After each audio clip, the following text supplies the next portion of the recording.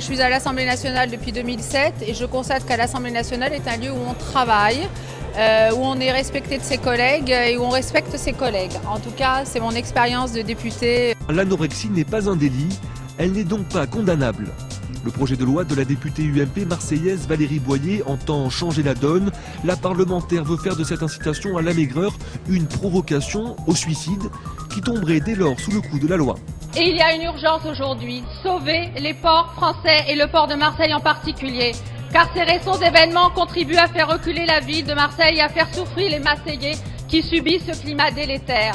Aujourd'hui, ce sont souvent les mêmes élus qui soutiennent les actions de la CGT qui fait tant de mal à notre ville. L'attitude des ouvriers dockers est antidémocratique et anti-républicaine.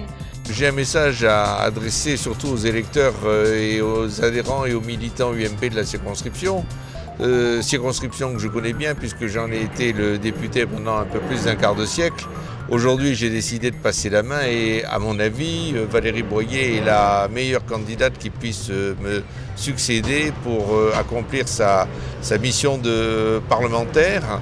Elle est volontaire, elle connaît bien le terrain, elle connaît bien toutes les thématiques de notre circonscription et je pense qu'elle est la mieux placée pour conserver cette circonscription et pour, au mois de juin, être la nouvelle députée de la première circonscription des Bouches-du-Rhône.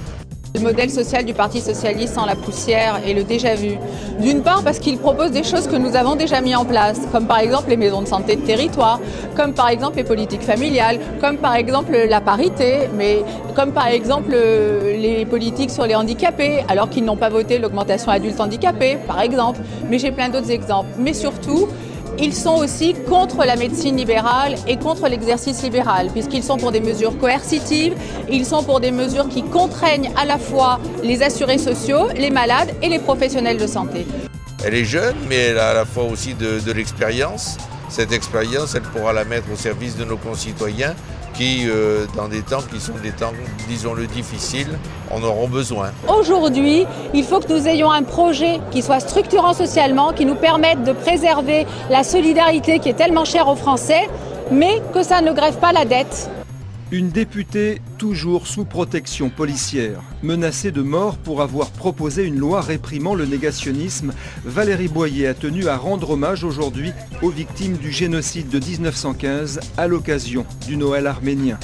La députée des Bouches-du-Rhône a également dénoncé les pressions exercées par la Turquie. Aujourd'hui, sur le plan moral, il n'est pas tolérable que nous ayons deux sortes de victimes, celles qui sont protégées du négationnisme et celles qui ne le sont pas. Marseille a été ce week-end le triste théâtre d'une nouvelle fusillade qui s'est déroulée dans le 13e arrondissement, dans la cité Le Clos à la Rose, au cœur de ma circonscription. En tant que députée et adjointe au maire de ce secteur, je suis scandalisée par ce nouveau règlement de compte à l'arme de guerre qui a coûté la vie d'un jeune garçon de 16 ans et blessé grièvement un enfant de 11 ans, tout cela sur fond de trafic de drogue.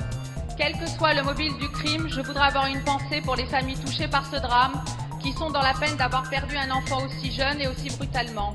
J'espère que les coupables seront retrouvés, sévèrement punis, car on ne peut pas s'attaquer à des enfants impunément dans notre pays.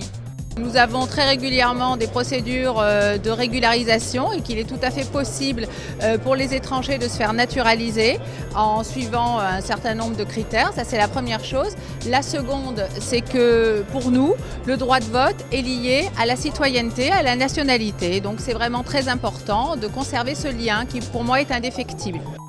J'adore ma ville, j'aime être au service des gens de Marseille et au service des Français dans mon mandat. En tout cas, je ne sais pas si les gens croiront à ma sincérité, mais la passion que j'ai dans mon activité d'élu, j'espère pouvoir continuer à travailler dans ce sens-là.